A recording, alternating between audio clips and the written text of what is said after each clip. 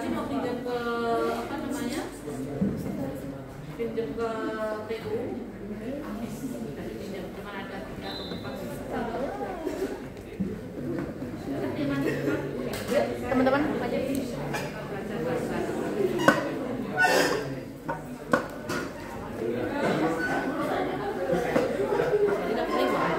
Udah ke play belum? Wait. Miring tapi udah. Sip. Udah aku betul. Nanti aku betul. Kira emang HP-nya gini ya? Iya, yaudah nggak keberatan. Dah.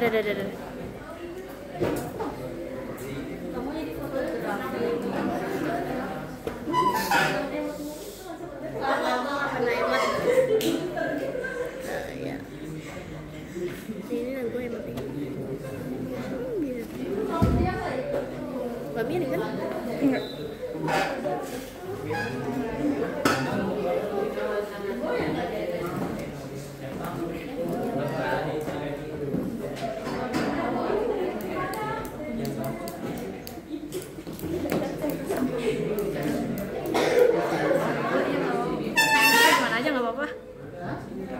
Dimana aja nggak apa-apa.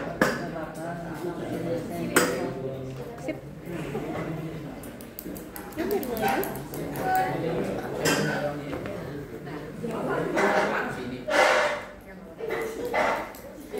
Tadi perasaan bisa dah. Gue tampol nih.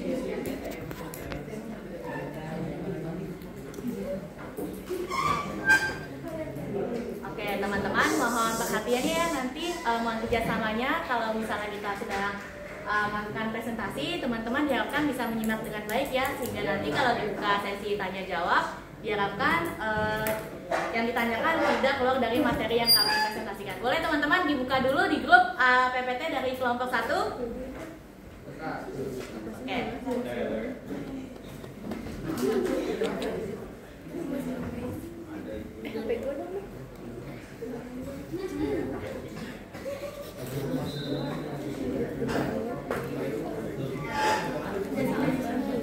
Oke, apa sudah? Oke, siap teman-teman? Oke, siap. Mari kita buka dulu yuk. Assalamualaikum warahmatullahi wabarakatuh.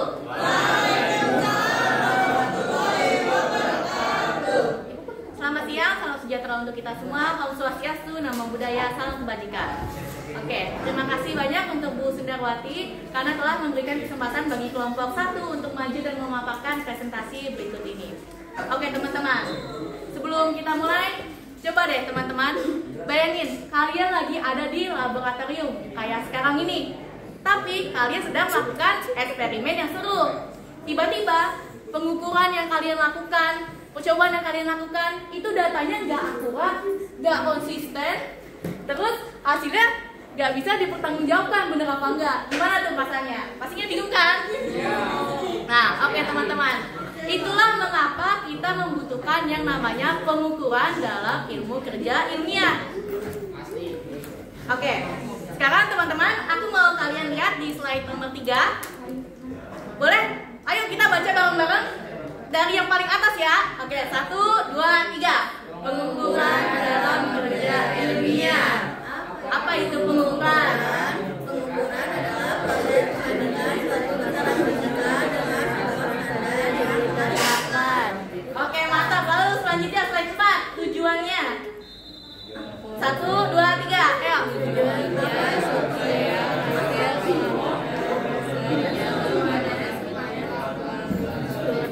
pernah diulang oleh orang lain. Oke. Oke teman-teman. Jadi simpelnya adalah pengukuran itu adalah cara untuk mengetahui ukuran suatu benda dengan membandingkannya dengan satuan yang sudah ada. Maksudnya apa tuh? Contoh, Salwa lagi mengukur meja. Nah, Salwa mengukur mejanya menggunakan satuan yang sudah ditetapkan, yaitu contohnya sentimeter atau enggak meter. Lalu selanjutnya gunanya apa sih guys? Tujuan dari pengukuran itu gunanya untuk agar percobaan yang kita lakukan, eksperimen yang kita lakukan, hasilnya bisa lebih objektif dan hasilnya bisa dipertanggungjawabkan serta dapat diterima oleh banyak orang. Nah, kemudian dengan menggunakan pengukuran pula, hasil yang kita peroleh bisa menggunakan angka yang jelas. Jadi kenapa kita harus menggunakan angka yang jelas? Karena ya balik lagi biar bisa diterima oleh banyak orang.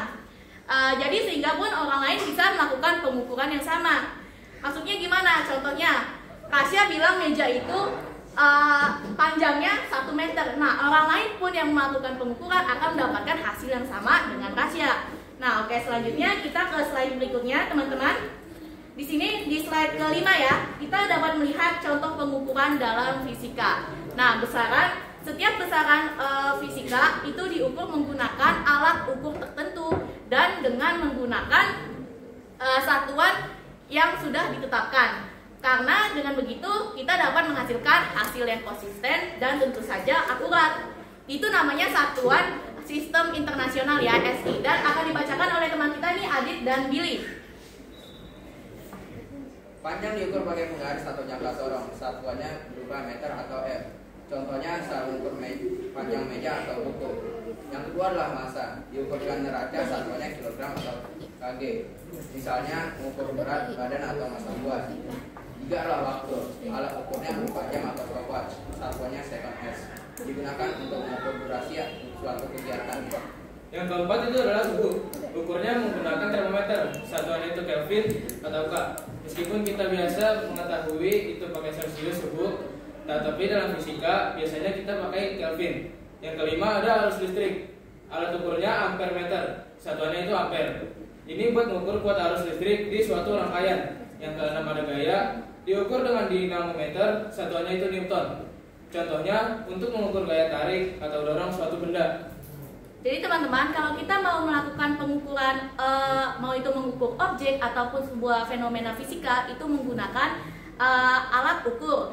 Nah, di sini alat ukurnya ini memiliki fungsi khusus untuk mengukur satuan tertentu. Contohnya nih, jangka sorong. Jangka sorong itu berfungsi untuk mengukur panjang dengan presisi yang lebih tinggi, berbeda dengan penggaris biasa. Nah, kemudian kenapa ini kita harus pakai sistem internasional? Kenapa sistem internasional tuh penting banget? Karena teman-teman, kalau kita memakai sistem internasional, itu pengukuran yang kita lakukan dapat diterima oleh orang lain di seluruh dunia. Kenapa? Karena ya sistem internasional itu adalah kesepakatan bersama dari seluruh orang di dunia. Jadi walaupun kita mengukur meja contohnya, itu dapat diterima oleh orang lain di seluruh dunia karena balik lagi memakai sistem internasional.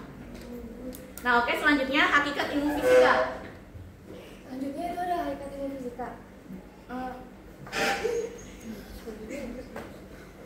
Ilmu fisika itu adalah ilmu yang mempelajari cara kerja alam, seperti benda jatuh atau suara bisa terdengar. Fisika membantu kita memahami itu lewat pengamatan, percobaan, dan perhitungan. Ilmu ini sangat penting dan berguna dalam kehidupan sehari-hari karena bisa membuat alat elektronik dan teknologi. Yang selanjutnya itu hakikat fisika terbagi menjadi 3 bagian. Yang pertama itu fisika sebagai produk atau a body of knowledge. Yang kedua itu ada fisika sebagai proses, a way of investigating. Yang ketiga itu ada fisika sebagai sikap, a way of thinking. Terus fisika sebagai produk itu adalah hasil akhir dari serangkaian penyelidikan dan pemikiran ilmiah yang telah dilakukan. Hal ini mencakup yang pertama itu ada fakta, keadaan sesungguhnya dari suatu fenomena alam yang bisa dibuktikan secara nyata. Yang kedua itu konsep, ide atau gagasan yang diabstraksikan dari peristiwa nyata. Yang ketiga itu ada prinsip, pernyataan umum yang menjelaskan antara konsep-konsep. Selanjutnya ada rumus. Rumus yaitu ekspresi matematis dari hukum atau prinsip fisika yang digunakan untuk menghitung besaran. Yang terakhir ada hukum. Hukum adalah pernyataan singkat, umum, dan berlaku universal yang menggambarkan perilaku alam. Yang kedua, fisika sebagai proses.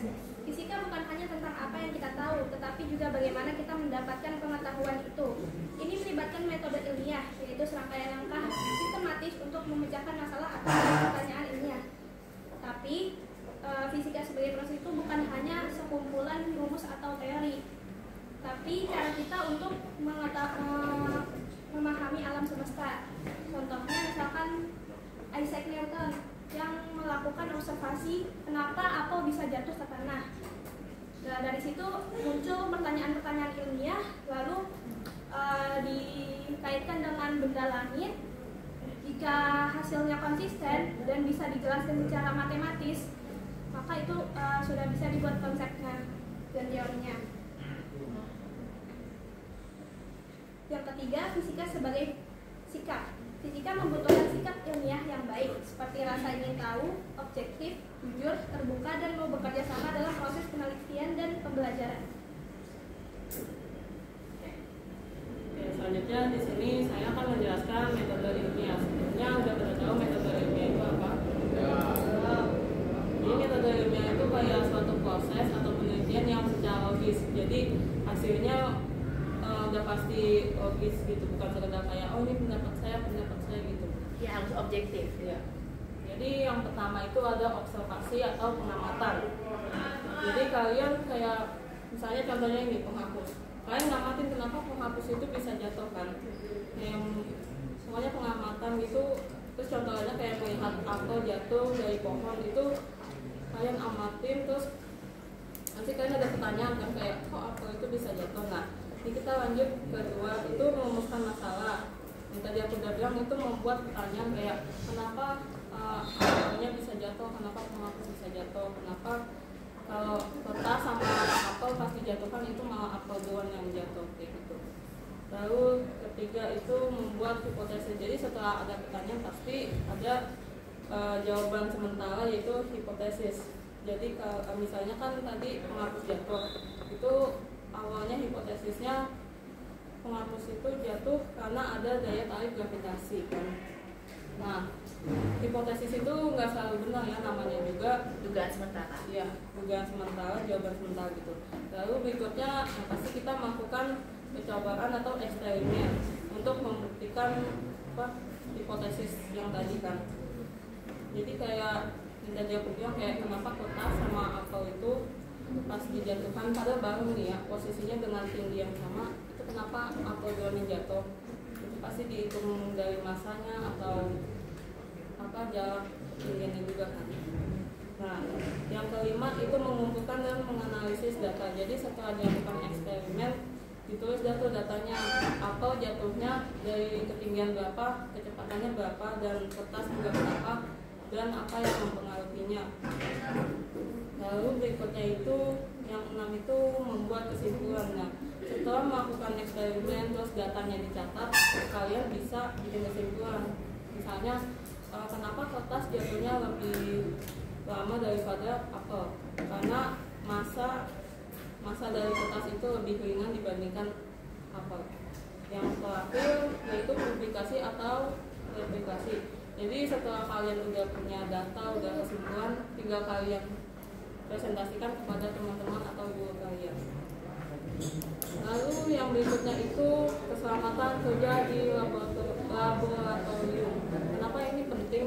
Karena laboratorium kan penuh dengan alat-alat yang bisa dibilang bahaya ya, sama barang-barang yang juga bahaya. Nah, ini yang pertama itu prinsip keselamatannya ada gunakan alat pelindung diri, ada jas, sarung tangan, sama kacamata ya kan. Lalu berikutnya ikuti prosedur eksperimen dengan benar. Jadi kan kita nggak bisa kayak asal campur ini campur bahan itu. Kita harus ngikutin yang udah kita rancang gitu, kayak misalnya masukin apa dulu gitu kan. Nggak bisa asal masuk ini masuk itu. Lalu berikutnya jangan makan atau minum di lab untuk menghindari ya biasalah kayak kena lemak. Ya kena lemak-lemaknya itu bisa mempengaruhi hasil eksperimennya ya. Lalu berikutnya simpan alat dengan rapi setelah digunakan. Itu penting banget karena biar untuk eksperimen berikutnya kita nggak bingung kayak ini mikroskopnya di mana, kayak gitu fasnya di mana kan kalau nggak ditaruh secara rapi. Jadi harus ditaruh. Lalu berikutnya laporkan segera jika ada ledakan atau kerusakan alat. Jadi kalau misalnya alatnya rusak itu harus langsung kasih tahu biar nggak mempengaruhi hasil eksperimen kita. Dan juga kalau misalnya kalian udah merasa kayak tadi tangan aku kena cairan apa itu langsung lapor ya, untuk menghindari hal-hal yang fatal banget sampai jari putus atau apa gitu. Nah, tujuannya ya untuk mencegah kecelakaan dan menjaga alat serta diri saat bereksperimen. Oke, jadi teman-teman yang berdasarkan sudah dijelaskan tadi Melani, metode ini tadi ada apa aja? Pertama observasi, terus yang kedua ada merumuskan masalah, setelah itu ada membuat hipotesis. Terus ada lagi ya, apa lagi? Rifai? Lakukan eksperimen, habis itu mengumpulkan data, habis itu menarik kesimpulan. Nah, terus habis itu mempublikasikannya. Nah, terus sama sekali tadi Melanie udah bilang tentang keselamatan kerja ya. Nah, berarti teman-teman dari sini kita tahu ternyata pengukuran aja belum cukup, dan ada yang nggak kalah penting juga selain pengukuran, yaitu ada hakikat ilmu fisika, ada metodenya apa aja, sama ada keselamatan kerja. Jadi tuh kita kalau di laboratorium gimana biar kerjanya itu kita aman. Oke. Berarti dari sini kita bisa ambil kesimpulan nih guys dari materi presentasi kelompok 1 hari ini. Yang pertama yaitu pengukuran. Pengukuran adalah tindakan yang mengukur suatu benda dengan membandingkannya dengan satuan yang sudah ada. Dan pengukuran ini hasilnya dapat dinyatakan dalam bentuk kuantitatif atau angka yang jelas. Lalu selanjutnya, hakikat ilmu fisika. Hakikat ilmu fisika itu, fisika adalah ilmu yang membantu kita memahami tentang pengamatan, percobaan, dan penghitungan. Lalu selanjutnya ada apa lagi? Metode ilmiah fisika. Metodenya itu metode ilmiah adalah serangkaian kegiatan penelitian yang dilakukan secara terstruktur atau sistematis, mulai dari observasi hingga mengambil kesimpulan. Lalu yang selanjutnya ada keselamatan kerja. Keselamatan kerja itu adalah berbagai bentuk upaya untuk melindungi diri sendiri dari zat-zat berbahaya, zat-zat toksis, terutama kalau kita lagi bekerja di laboratorium. Nah, oke, mungkin cukup sekian dulu dari kelompok 1. Semoga dengan ini kita dapat lebih mengetahui gimana sih serunya belajar fisika kalau menggunakan cara yang tepat, dan dapat membuat kalian lebih semangat lagi belajar fisika. Terima kasih buat yang udah nyimak dari awal sampai akhir. Kami kelompok 1 mohon undur diri. Saya Aisyah Nasuardi. Selamat ketemu di presentasi berikutnya. Terima kasih. Wassalamualaikum warahmatullahi wabarakatuh.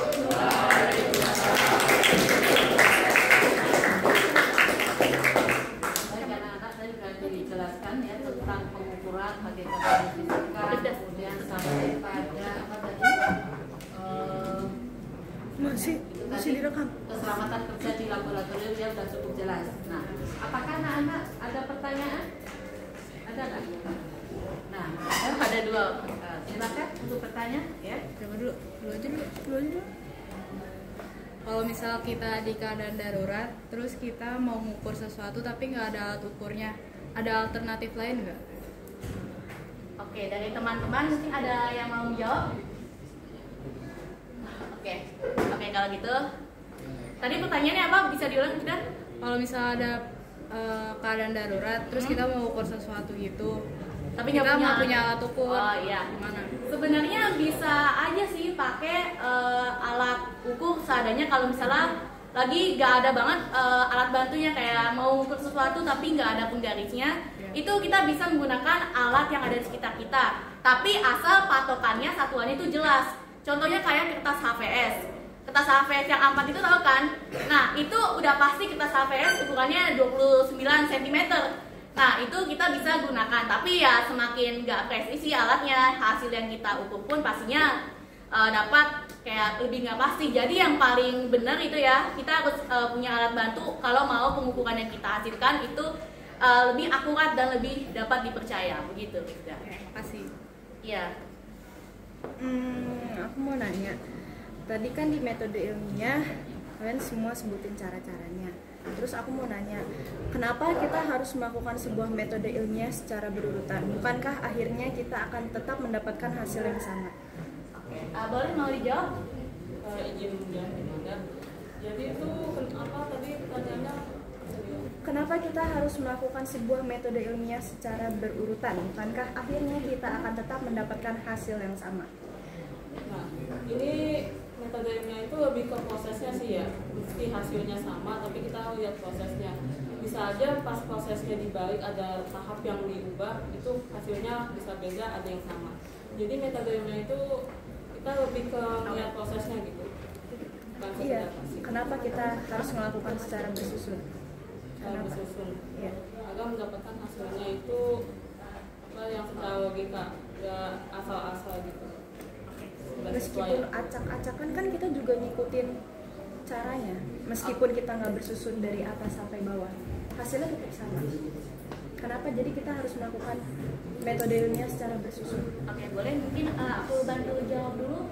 Kenapa kita harus melakukan metode ilmiah secara sistematis atau berurus?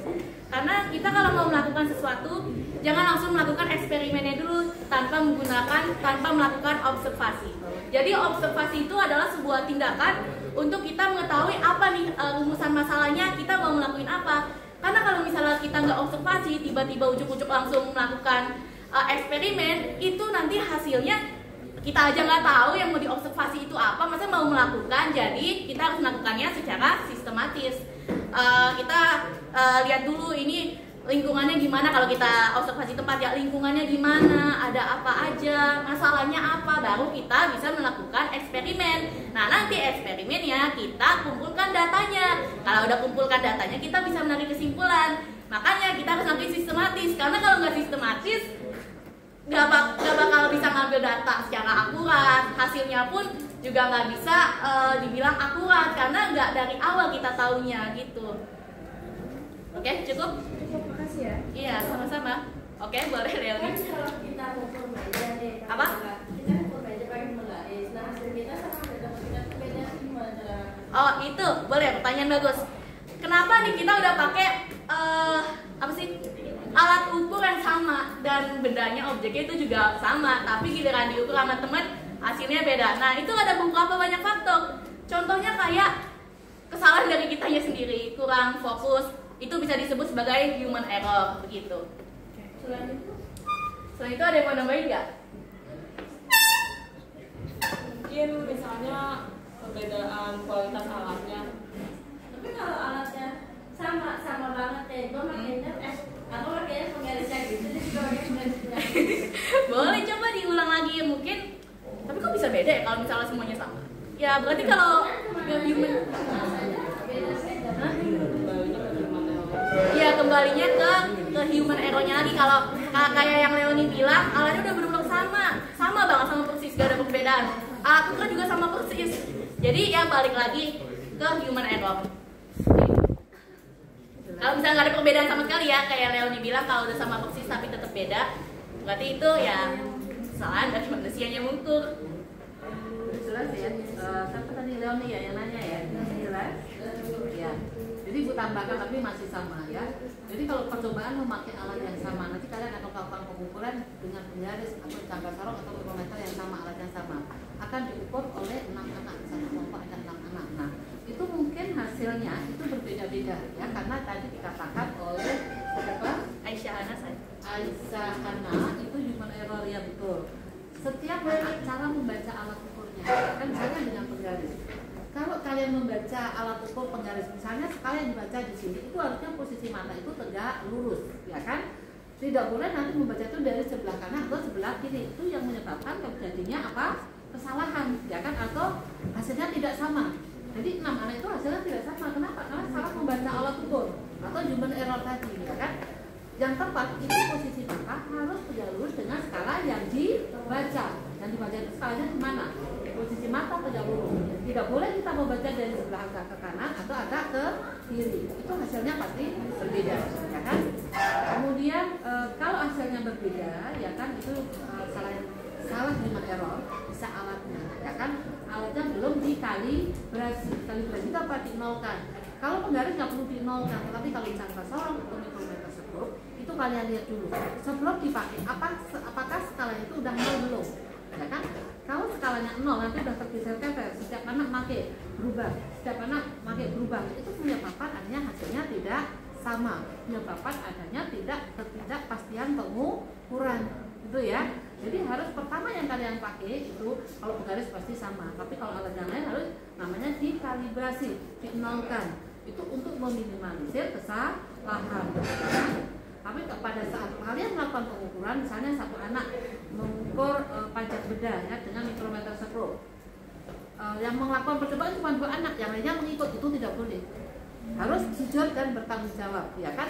Kalian jujur melakukan percobaan sendiri dan bertanggung jawab. Tidak boleh kalian pakai data temannya, ya kan? Itu tidak boleh. Jadi penilaiannya ini presentasi perorangan ya. Jadi nilai rapot itu ambil 1 nilai presentasi, kedua nilai praktikum, ketiga nilai ulang harian, yang keempat nilai pas. Kemudian akhir semester itu jumlah bagi 4 itu nilai rapor kalian ya. Jadi usahakan yang presentasi semuanya belajar seperti Hanani ya, yang menguasai bank seperti guru ya. Nah kalau misalnya ada pembelajaran fisika atau pelajaran yang lain yang nggak bisa diskusi tanya Hana, dia menguasai Hana ini. Jadi kalau fisika perlunya ya, ya bagus itu ibu lihat ya menguasai sekali. Terima kasih Bu. Nah jadi gitu ya Nak ya. Tadi siapa tadi Seria ya? Siapa? Oh Leoni yang nanya, udah jelas? Ya. Ada yang lainnya anak lagi-lagi? Tentang tadi pengukuran pakai kategori fisika dan keselamatan kerja di lab. Ada pertanyaan? Sudah cukup jelas? Nanti kalau ibu mau nanya silakan. Enggak? Enggak ada Bu. Oh, tapi ibu yang nanya ya. Tapi yang jawab jangan Hana aja ya, yang lainnya ya. Yang lainnya juga ikut menjawab. Tadi sudah dijelaskan tentang hakikat fisika yang ada fisika sebagai produk, fisika sebagai proses dan fisika sebagai sikap. Yang ditanyakan ini fisika sebagai produk ya. Fisika sebagai produk itu adalah hasil akhir dari serangkaian penyelidikan dan pemikiran ilmiah yang telah dilakukan. Ini mencakup fakta, konsep, dan prinsip, ya kan? Nah, prinsip itu menjelaskan hubungan antara konsep. Konsep-konsep itu mencakup yaitu rumus dan hukum. Mungkin bisa diberikan contoh rumus dan hukum apa aja sih tentang fisika sebagai produk itu diberikan contoh masing-masing dua. Ya. Ini kan mengenai fisika sebagai produk, contohnya belum ada. Contoh sebagai rumus dan hukum itu apa? Oh boleh.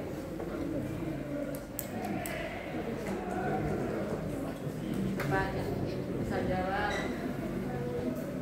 Aditya Kamarudin. Iya. Ya, contoh sebagai apa? Rumus dan apa tadi? Hukum itu apa? Untuk hakikat fisika sebagai produk rumus itu menghasilkan rumus. Rumus apa? Dua. Berikan contoh. Dua rumus dalam fisika kan banyak ya. Banyak rumus, ambil dua aja. Apa itu? Rumus fisika.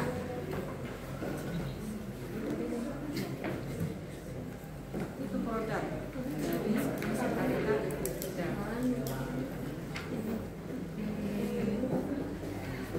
Di SMP kita kan belajar rumus-rumus.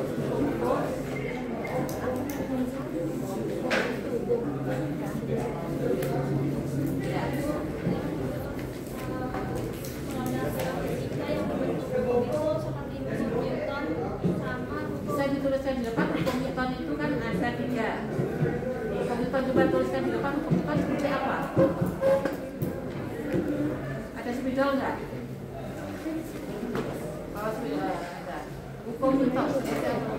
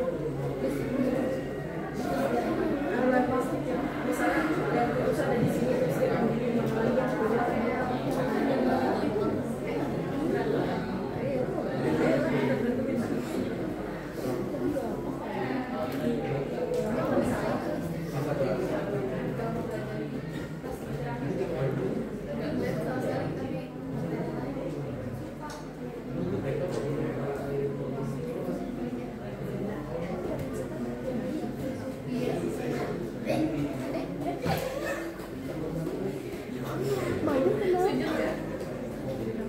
Mana tiba-tiba banget.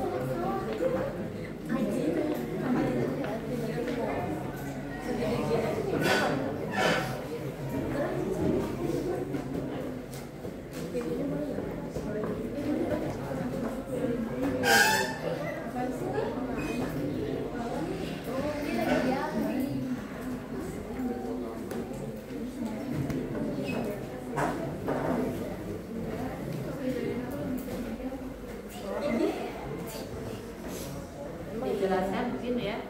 Hukum Newton 1 bagaimana, hukum Newton 2 bagaimana, hukum Newton 3 bagaimana. Itu udah ditulis rumusnya, hukumnya ya, bagaimana itu dibaca coba. Itu fisika sebagai produk akan menghasilkan hukum dan rumus-rumus ya. Salah satu contoh hukum ini ada hukum Newton 1, 2 dan 3. Coba dibaca, dijelaskan hukum Newton 1 bagaimana, 2, 3 bagaimana.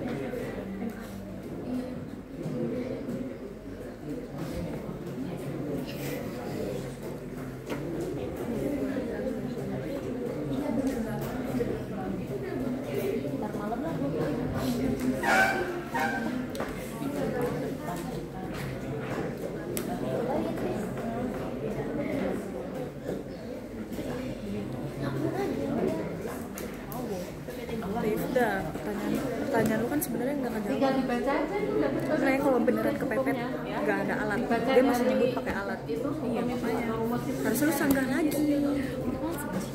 Padahal bisa aja nih, bisa nih, bisa Oke aja. teman-teman, bagi yang bertanya, Iya, pakai jangkar. Gue hukum berharap dia Newton nggak 1, gitu, 2 dan dia 3 saya akan kira jelaskan. dia bakal jawab gitu. Hukum Newton 1 atau hukum Padahal bisa ya inersia. kayak gini. Bunyinya setiap benda akan mempertahankan keadaan diam atau Segini, telah lurus kira-kira. beraturan, kecuali jika ada gaya luar yang bekerja padanya. Hukum ini menjelaskan tentang kelembapan benda, yaitu kecenderungan benda atau mempertahankan keadaan geraknya. Hukum kedua Newton adalah percepatan sebuah benda berbanding lurus dengan gaya total yang bekerja padanya dan berbanding terbalik dengan masanya. Secara matematis, hukum ini dirumuskan sebagai F atau ma, di mana F adalah gaya dalam Newton dan M adalah massa dalam kilogram.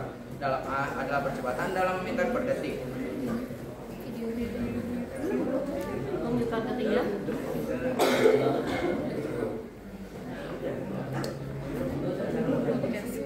Ya, selanjutnya ada hukum yang hukum Newton 3. Bunyinya untuk setiap aksi selalu ada reaksi yang sama besar dan berlawanan arah. Rumusnya F aksi sama dengan min F reaksi. Tanda negatif menunjukkan arah gaya yang berlawanan. Contohnya, saat seseorang menendang bola, kaki memberikan gaya aksi pada bola, dan bola memberikan gaya reaksi yang sama besar pada kaki tapi arahnya berlawanan. Saat roket meluncur ke atas, gas panas mendorong ke bawah dan gas panas mendorong roket ke atas. Itu hukum Newton 1 dan 3 ya, yaitu posisinya sebagai produk, contohnya sebagai hukum ya. Hukum Newton 1 tadi dikatakan sebagai hukum kelembaban mempertahankan keadaan semula ya kan. Jika gaya yang bekerja pada benda 0 itu kan sigma F0. Jika gaya yang bekerja pada benda itu 0, maka benda diam akan tetap diam dan benda bergerak akan tetap bergerak. Jadi mempertahankan keadaan awal ya kan. Yang diam akan tetap diam, yang bergerak akan tetap bergerak. Jadi tidak ada pengaruhnya. Karena F-nya sama dengan 0. Kemudian yang kedua, hukum Newton kedua itu bahwa mengatakan gaya itu berbanding lurus dengan percepatan. Kalau makin besar gaya diberikan pada sebuah benda, maka percepatannya makin besar, ya kan? Nah, itulah yang dikatakan seperti hukum Newton kedua, ya kan? Makin besar F-nya, A-nya makin besar. Tetapi F itu berbanding terbalik dengan N. Itu hukum Newton kedua. Kalau hukum Newton tentang aksi sebuah benda mempunyai gaya aksi, maka ada benda lain memberikan reaksi besar dan besarnya sama, arahnya berlawanan. Maka tanda F reaksi tandanya ini. Itu ya. Sekarang sebagai rumus, fisika sebagai produk fisika yang menghasilkan rumus itu contohnya rumus apa? Coba siapa? Anissa.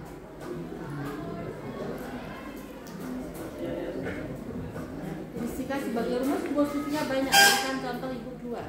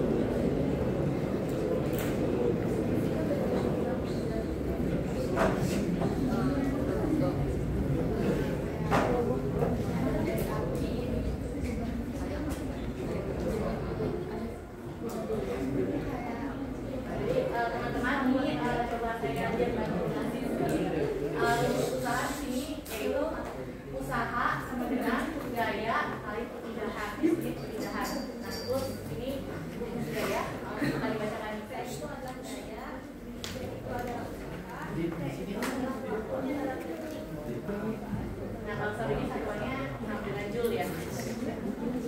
Itu contoh rumus ya, ada dua ya, rumus usaha yaitu F kali S. Suatu benda melakukan usaha jika benda itu mempunyai energi, ya kan? Maka benda itu bisa melakukan usaha, misalnya kalian mendorong meja, ya kan? Jadi B sama dengan F kali S. F itu gaya dorong, S itu apa? Perpindahannya. Gaya itu apa? Perbandingan antara usaha persatuan waktu. Usaha itu satuannya joule, waktu satuannya second, jadi joule per second. Ya, jelas ya anak-anak ya, bahwa fisika supaya produk sebelum menghasilkan produk itu melalui proses, ya kan? Melalui proses akan mendapatkan hasil yang berupa produk tadi. Nah, contohnya misalnya ada hukum-hukum atau hukum Newton, ada hukum Newton gravitasi, ya kan? Misalnya tadi ada sebuah apel jatuh dari pohon jatuh ke bawah, itu ada gaya gravitasi bumi, ya kan? Itu hukum Newton gravitasi. F dengan B konstanta gravitasi dikalikan M1 M2 per R kuadrat. Hukum Newton gravitasi. Jadi hukum Newton ya, hukum Newton aja. Kemudian rumus itu banyak ya. Ini disebutkan ada rumus usaha dan rumus daya, ya seperti itu. Kemudian pertanyaan yang lainnya masih ada? Tidak ada. Sekarang Bu lagi ya. Ilmu fisika, hakikat ilmu fisika tadi, bahwa ilmu fisika itu ilmu yang mempelajari tentang benda-benda yang ada di alam. Bisa benda-benda yang ada di alam. Misalnya tadi benda jatuh, kenapa sih? Kok ada apel jatuh, ada mangga jatuh, itu kenapa? Oh, ternyata ada gaya tarik atau gaya gravitasi. Berapa besar gaya gravitasi? Itu bisa diselidiki, ya kan? Nah, pertanyaan Ibu tadi untuk manfaat ilmu fisika dalam kehidupan sehari-hari itu kan ada ya. Manfaat ilmu fisika itu akan membantu manusia untuk bekerja lebih ringan dan akan membantu untuk bidang bisa transportasi, bisa untuk kesehatan, bisa untuk transportasi, kesehatan, terus apa lagi? Kedokteran tuh sama kesehatan. Dalam bidang pertanian mungkin bisa ya. Coba berikan contoh atau jelaskan manfaat ilmu fisika dalam kehidupan sehari-hari. Misalnya dalam bidang transportasi, dalam bidang pertanian, atau dalam bidang industri, atau dalam bidang kedokteran. Apa manfaat ilmu fisika? Ada mau jawab duluan? Oke, boleh pilih. Oke. Berikut adalah manfaat dari hukum fisika ya. Ya, berikut adalah manfaat dari hukum fisika dalam kehidupan sehari-hari. Yang pertama adalah transportasi. Hukum ini tentang gerak gaya gerak, gaya, dan motor sangat berperan penting dalam perancangan dan pengoperasian kendaraan baik itu mobil, pesawat maupun kapal. Penerapannya bisa berupa pengaman ini membantu dalam meningkatkan efisiensi bahan bakar, stabilitas kendaraan, dan keselamatan dalam transportasi. Yang kedua adalah kesehatan. Dalam konsep fisika, prinsip fisika digunakan dalam alat medis. Dalam bidang transportasi dulu. Tadi dalam bidang transportasi misalnya apa mobil, pesawat maupun kapal. Nah, kan dijelaskan untuk yang tadi nanti dulu ya, karena untuk transportasi dulu ya. Untuk transportasi tadi ada mobil itu darat, kereta juga darat, pesawat itu udara, ya kan, dan kapal laut. Bagaimana hubungannya dengan fisika ya?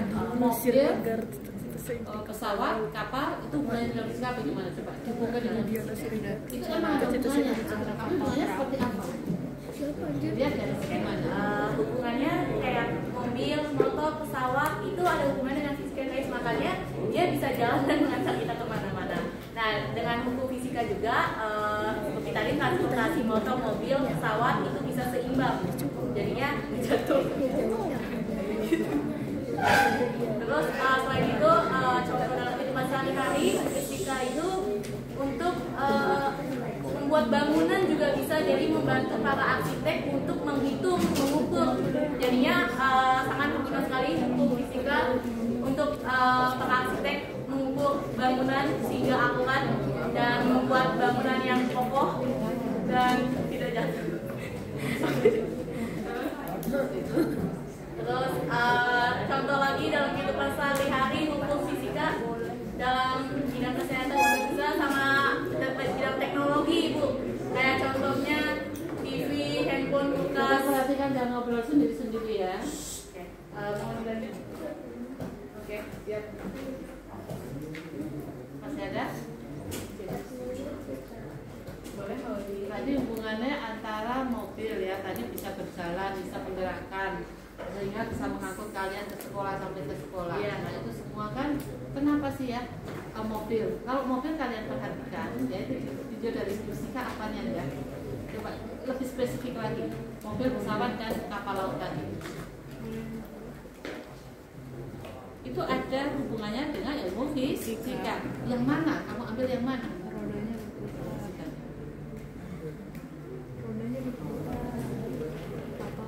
Kemudian tadi bisa untuk membangun arsitek bangunan bisa ya.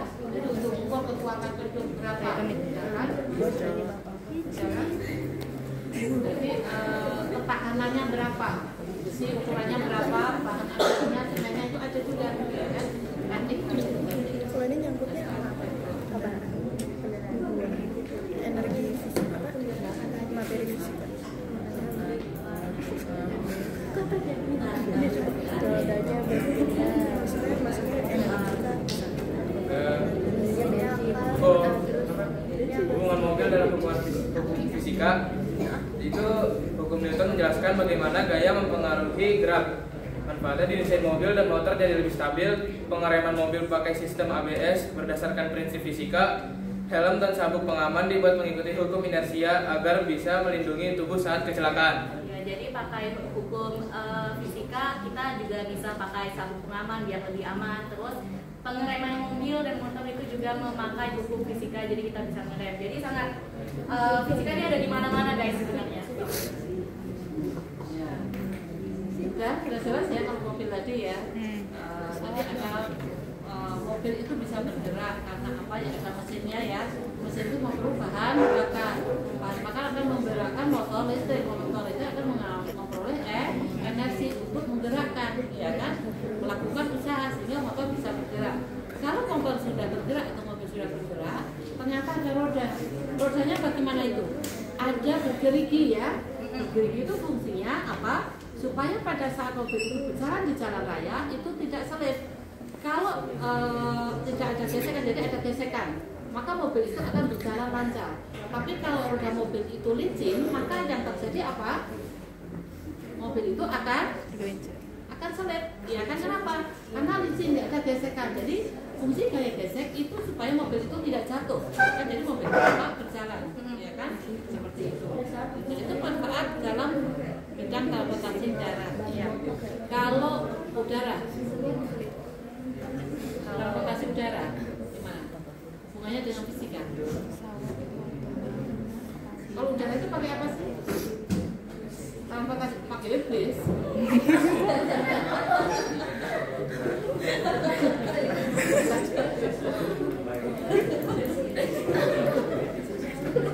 Transportasi udara tahu? Pakai apa itu? Ya pesawat. Hubungan pesawat dengan fisika bagaimana? Mungkin dengan boleh mau aku coba dulu ya. Kalau misalnya hukum fisika itu pakai hubungannya dengan pesawat Bu, itu contohnya ada di sayap pesawatnya yang harus sama, terus dibuat sedemikian rupa dengan menggunakan pengukuran sehingga nanti pesawatnya bisa terbang dengan aman dan terbangnya itu bisa cepat gitu Bu. Jadi itu salah satu contoh hubungan fisika dengan pesawat, itu pengukuran pada sayapnya gitu. Diukur sayapnya bagaimana? Apakah sayapnya rata? Iya, biar kayak tipis apa? Biar sama gitu. Biar kayak mata. Enggak, dia diukur sayap sama. Coba lihat temennya di penjelasannya. Kalau di itu hukum apa? Hukum fisika itu berkaitan dengan gaya, tekanan udara dan gerak. Itu pakai hukum Bernoulli, prinsip terbang pesawat. Bernoulli tidak ada. Penjelasannya hukum Bernoulli menyatakan bahwa semakin cepat aliran fluida termasuk udara, maka tekanannya akan semakin rendah. Manfaatnya sayap pesawat dibuat melengkung di atas dan datar di bawah saat pesawat melaju. Udara di atas sayap mengalir lebih cepat, tekanannya lebih rendah. Udara di bawah sayap lebih lambat, tekanannya lebih tinggi. Terjadi gaya angkat lift yang mendorong pesawat ke atas.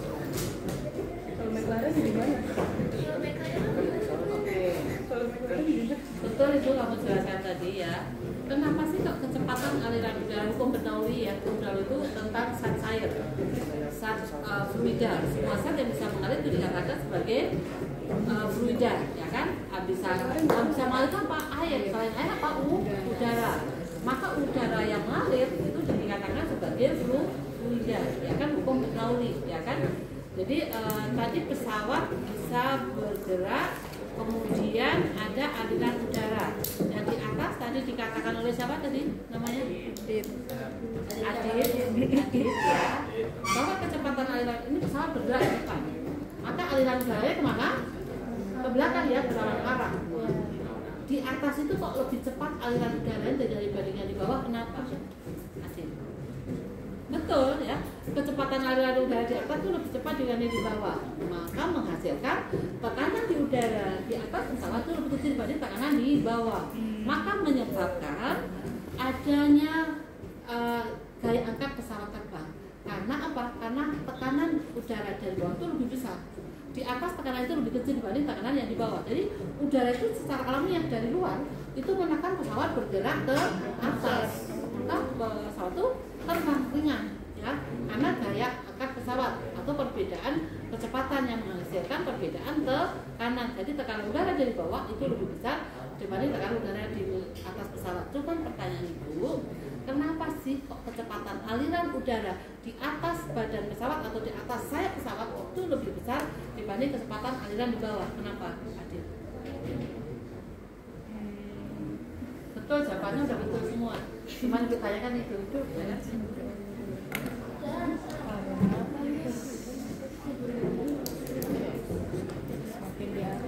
Karena bentuk sayap pesawat didesain melengkung di bagian atas dan datar atau lebih landai di bawah.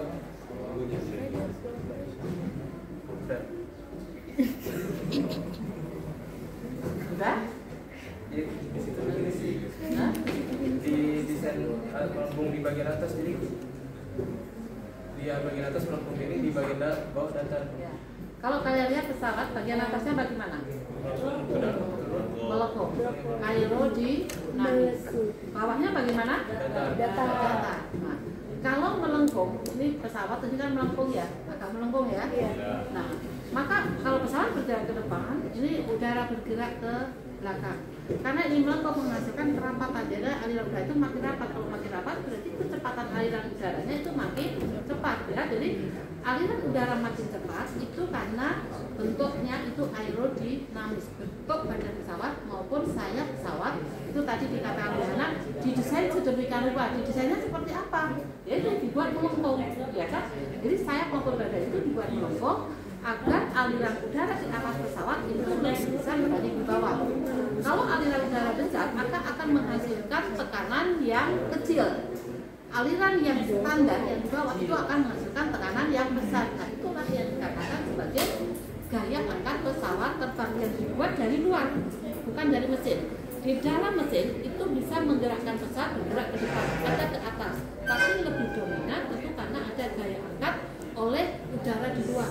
Jadi tekanan udara di luar itu akan mengangkat ke atas, mengangkat pesawat ke atas. Itu ya. Apakah ada pesawat bentuknya segi empat kotak? Ada nggak? Ada. Pasti aerodinamis, ya kan? Karena itu, ya itu biar supaya nanti ada gaya angkat pesawat terbang atau tekanan udara dari luar ke atas untuk mengangkat. Itu ya. Ya. Ada pertanyaan anak-anak? Tidak. Ini istirahat ya? Iya. Masih ada 1 jam. Baik, nanti kembali ke sini ya. Untuk saat ini tutup dulu.